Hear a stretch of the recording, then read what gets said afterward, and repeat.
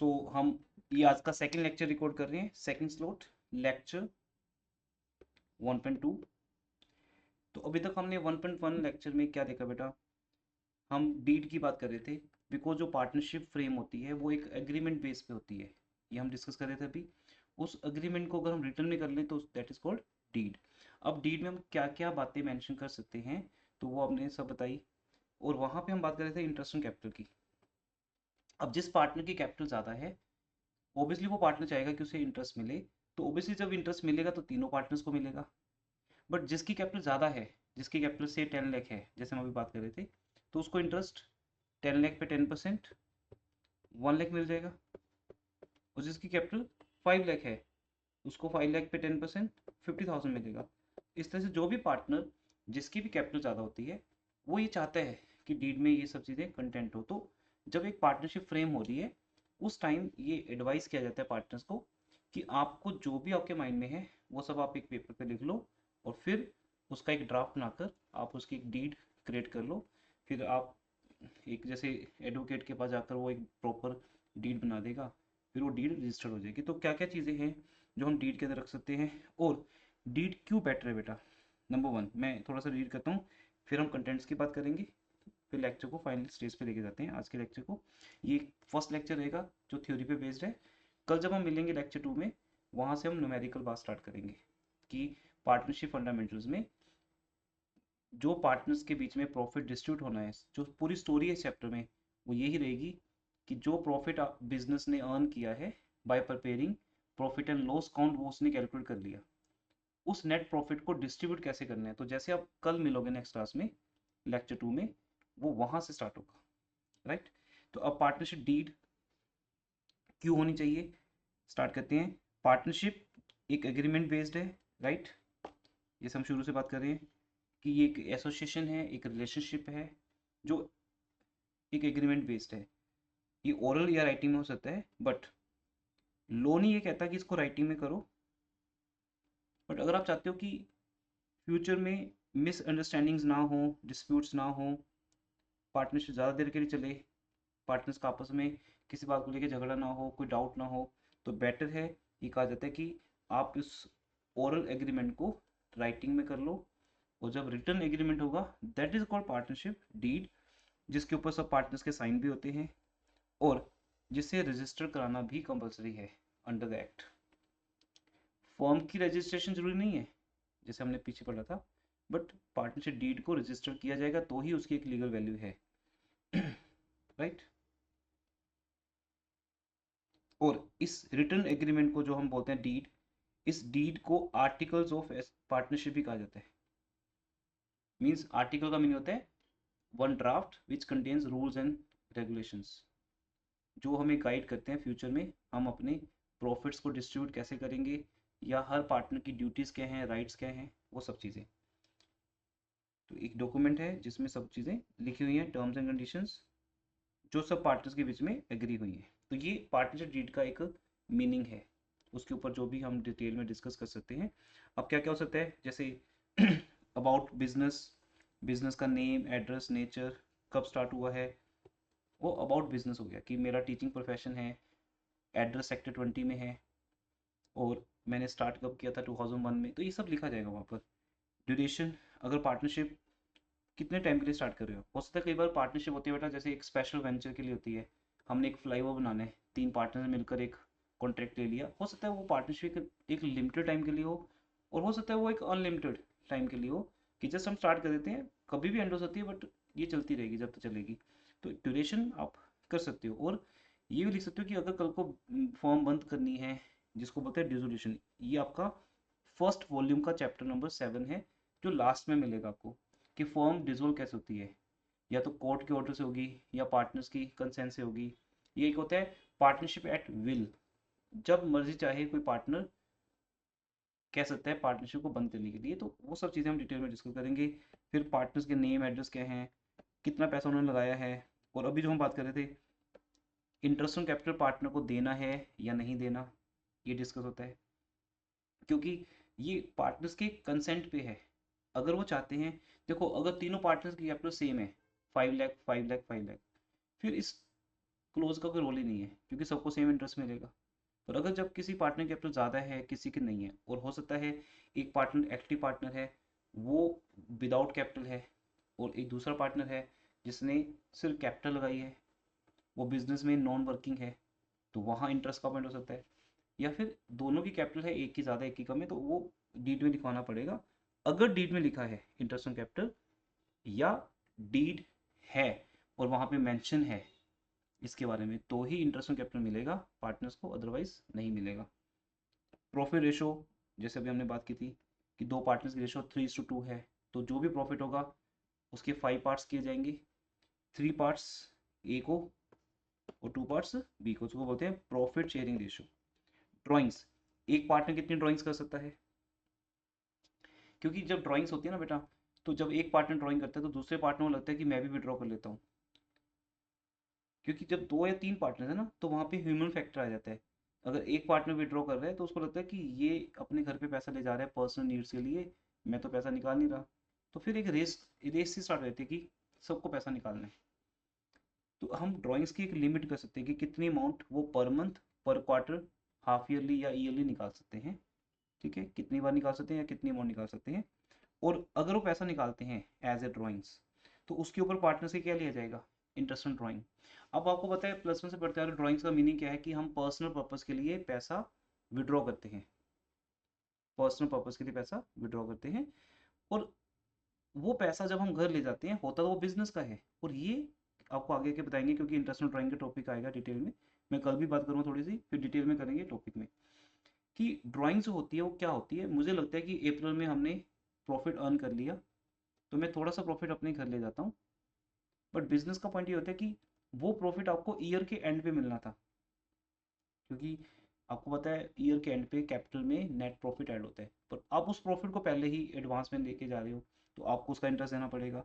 अब ये बात भी लिखवानी पड़ेगी डील में कि पार्टनर्स ड्राइंग कर सकते हैं नहीं, और अगर करेंगे तो उनसे कितना इंटरेस्ट चार्ज किया जाएगा। फिर अगर पार्टनर कोई बिजनेस में वर्किंग है या कोई एक्स्ट्रा टाइम डिवोट करता है, तो उस पार्टनर को सैलरी क्या मिलेगी। अगर वो कुछ स्पेशल एक्टिविटीज़ करके क्लाइंट्स को लेके आ रहा है, या फिर वो सेल में एक्सपर्ट है, तो क्या उसको कमीशन मिलेगा प्रॉफिट में से। ये सब बातें हम एग्री करेंगे पहले, फिर लिखेंगे। फिर उसके अकॉर्डिंगली जब हम प्रॉफिट डिस्ट्रीब्यूट करेंगे, जो आपका कल का लेक्चर है लेक्चर 2, जिसमें प्रॉफिट डिस्ट्रीब्यूशन की बात आएगी, तो वहाँ ये आप देखोगे कि हम पार्टनर को सैलरी दे रहे हैं, कमीशन दे रहे हैं। इंटरेस्ट लोन एक बहुत डिफरेंट पॉइंट है, इसके ऊपर सबसे पहला टॉपिक ही आएगा आपकी वर्कशीट में। आपको नोट्स इशू कर दिए, उस नोट्स में देखो मॉड्यूल 1 में थ्योरी नोट्स हैं, और मॉड्यूल 2 है वर्कशीट्स। तो वर्कशीट का पहला टॉपिक ही ये है, और मैंने कुछ केस स्टडीज दी हैं आपको। तो फर्स्ट टॉपिक है इंटरेस्ट ऑन लोन, राइट। तो अगर कोई पार्टनर लोन देता है, देखो पार्टनर की ड्यूटी नहीं है लोन देना, क्योंकि लोन तो बैंक देगा।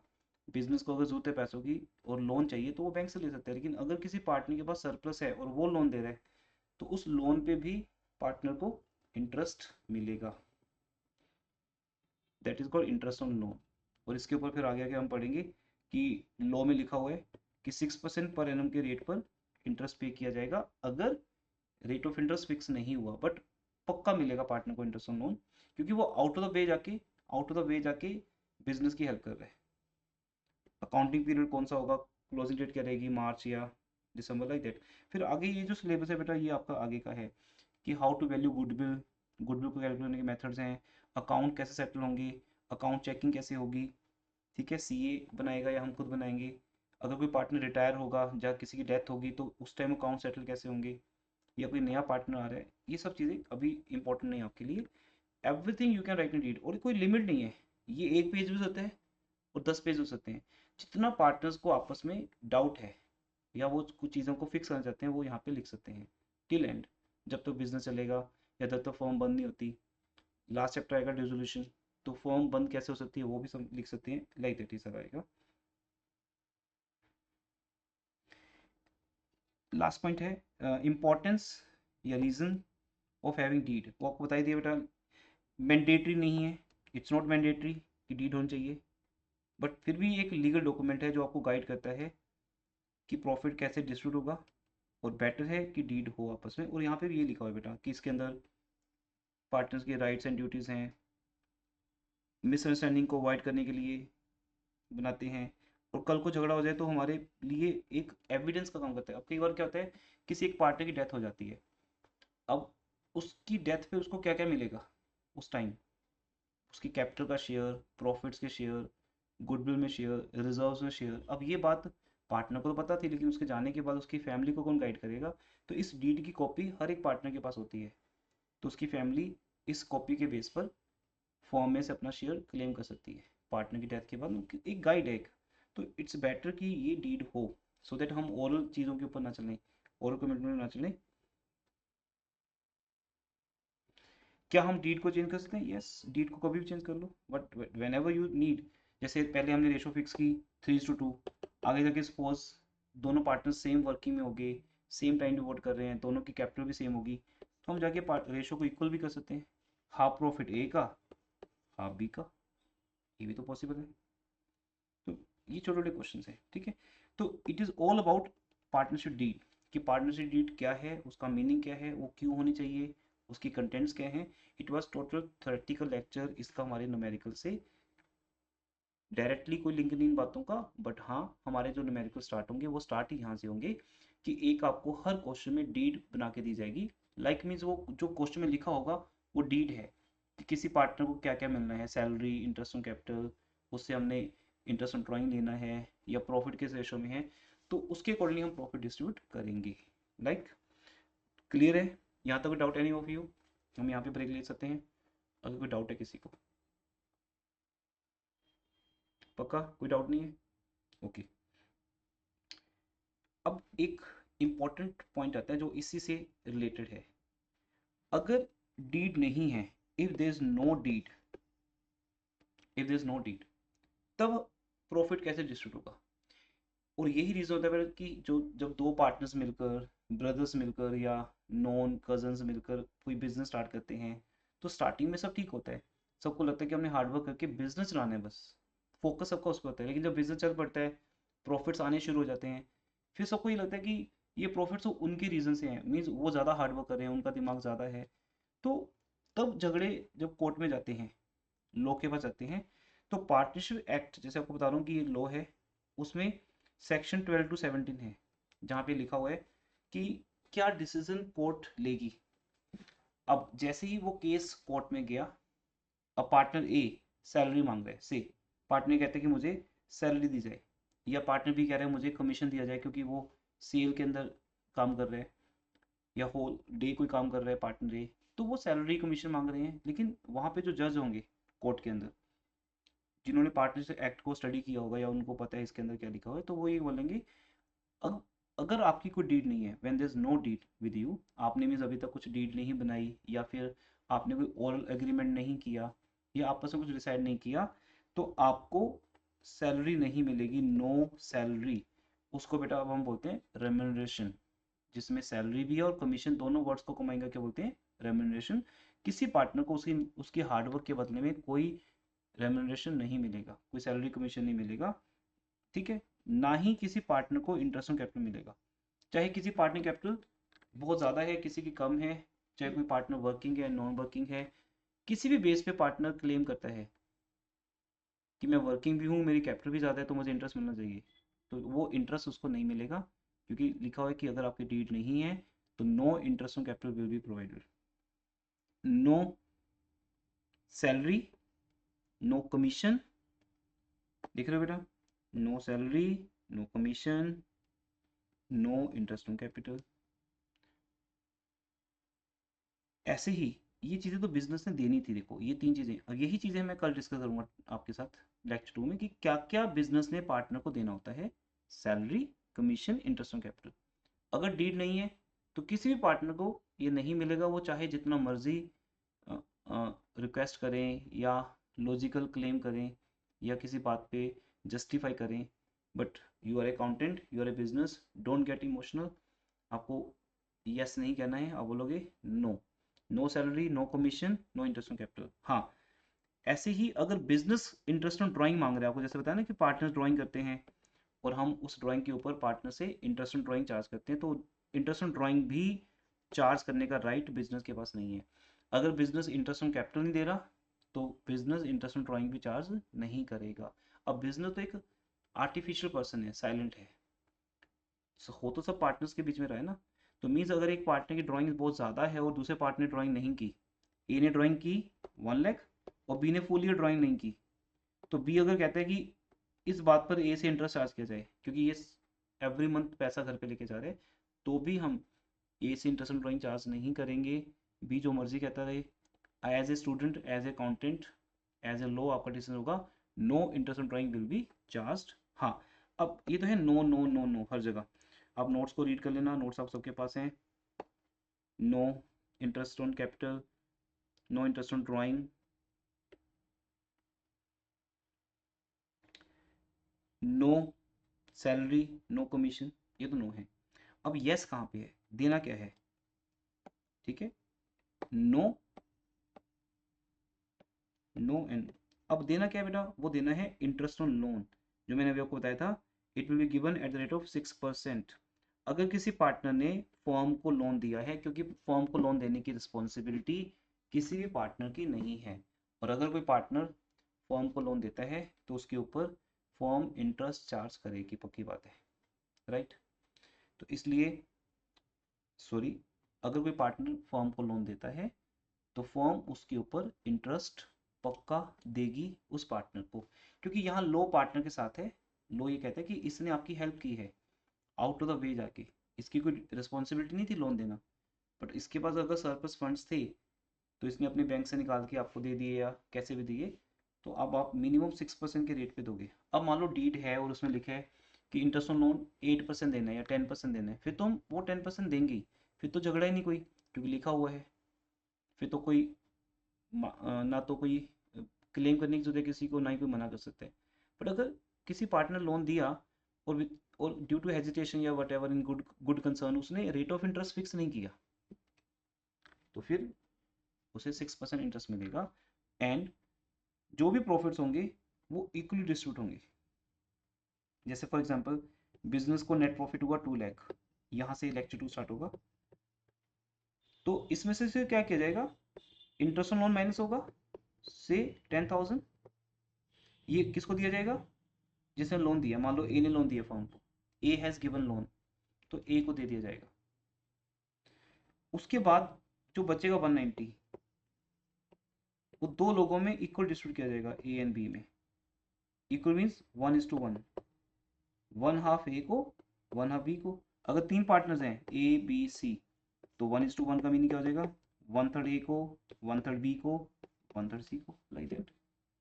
तो इस तरह से ये आपके लिए एक थ्योरेटिकल फाउंडेशन है आज का डे, बट आपको न्यूमेरिकल्स के लिए आपको गाइड मिल जाती है जैसे हम आगे न्यूमेरिकल स्टार्ट करेंगे। जैसे आज हम अगर करते तो एकदम से कैसे कर लेते, अब हम जब कल मिलेंगे तो हमारे पास एक बेस होगा कि डीड क्या होती है। डीड अगर है तो डीड के मुताबिक प्रॉफिट डिस्ट्रीब्यूट करना है, और अगर डीड नहीं है तो फिर हम सिर्फ क्या देंगे, इंटरेस्ट ऑन लोन, रिवाइज करते हैं, salary, interest on capital, interest on drawing कुछ भी ट्रीट नहीं होगा, सिर्फ पार्टनर को इंटरेस्ट ऑन लोन मिलेगा और रिमेनिंग प्रॉफिट पार्टनर्स में इक्वली डिस्ट्रीब्यूट हो जाएगा। ये सेक्शन 12 to 70 में लिखा हुआ है।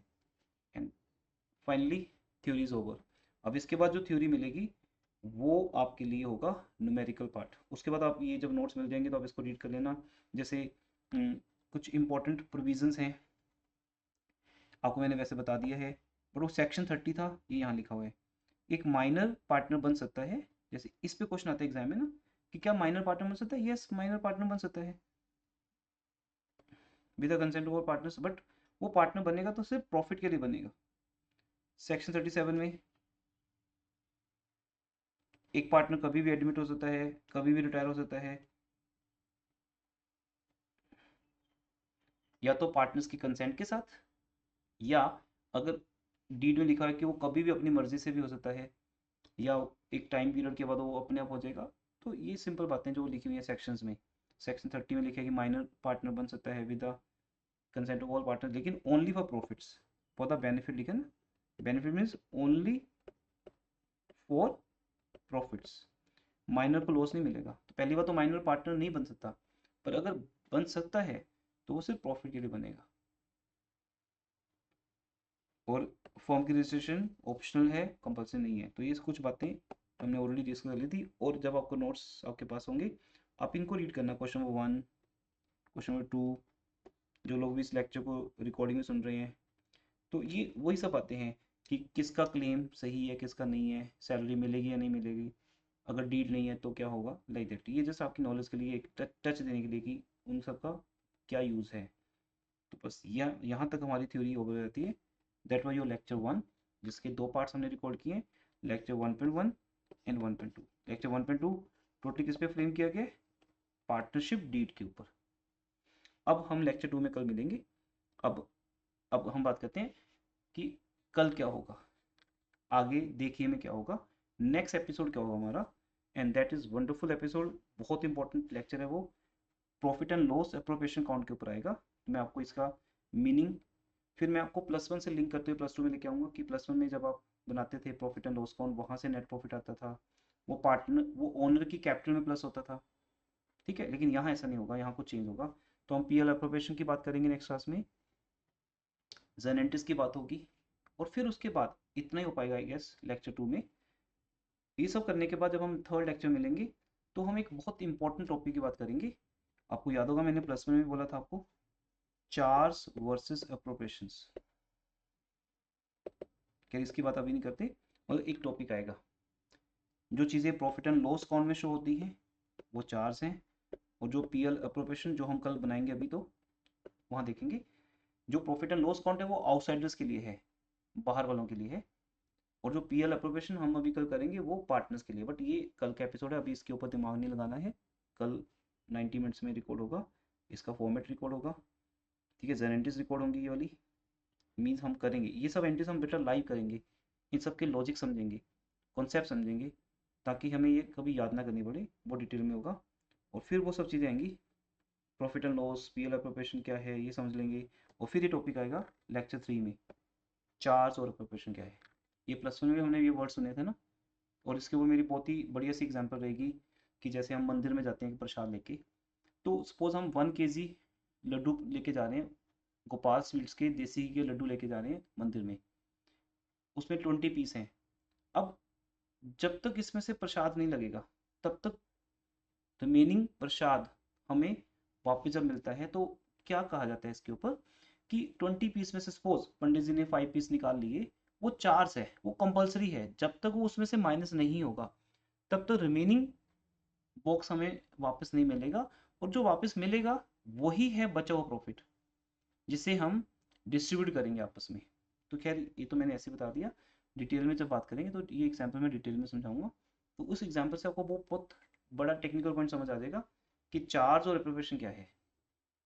कंपलसरी पेमेंट चार्ज है, जिनको माइनस करने के बाद ही जो प्रॉफिट आता है वो पार्टनर्स को मिलता है। इन शॉर्ट मैंने हिंट दे दिया, लाइक दैट ये सब करेंगे। ड्राइंग्स क्या होती हैं, ड्राइंग्स हमेशा प्रॉफिट्स होती है जैसे मैं आपको बताया। फिर डिटेल में इस पर बात करेंगे। एक्चुअली जो भी मैं आपके आपके साथ आज बात कर रहा हूँ या लेक्चर 2 में बात करूँगा वो आपके लिए टॉपिक्स बन जाएंगे।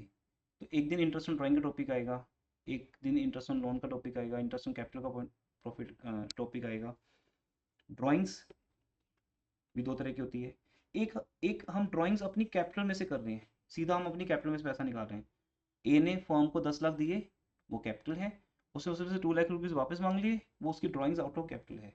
एक पार्टनर ए एवरी मंथ ड्राइंग्स कर रहे हैं, 30,000 एवरी मंथ, 20,000 एवरी मंथ, तो वो प्रॉफिट से कर रहे हैं। जैसे जैसे बिजनेस को प्रॉफिट हो रहा है वो पैसा अपने घर लेके जा रहे हैं। तो लाइक दैट ये सब टॉपिक आगे आएंगे। तो अभी अगले 3 लेक्चर्स में सब कुछ आपसे डिस्कस किया जाएगा। बट अभी कल मिलते हैं लेक्चर 2 में, to understand the main account इस चैप्टर का। इस चैप्टर का अगर नेम बदल के रख दें तो इस चैप्टर का नाम पार्टनरशिप फंडामेंटल की जगह पे हम रख सकते हैं पीएल अप्रोप्रिएशन, क्योंकि पूरी गेम इसी की है बेटा। ओके एवरीवन, क्लास ओवर करते हैं यहाँ पर। कोई भी डाउट है किसी का? आज आप इन 3 नोट्स को स्टडी करिएगा। अभी कोई डाउट है अभी आप बता सकते हो या रुक सकते हो अभी जाते हुए। अदरवाइज हम जब कल मिलेंगे तो नेक्स्ट क्लास में पहले डाउट्स की बात होगी। आप इन नोट्स के ऊपर या थ्योरी पार्ट के ऊपर कोई डाउट है तो वो पूछ सकते हैं। Okay everyone, let's meet in next class. Bye bye.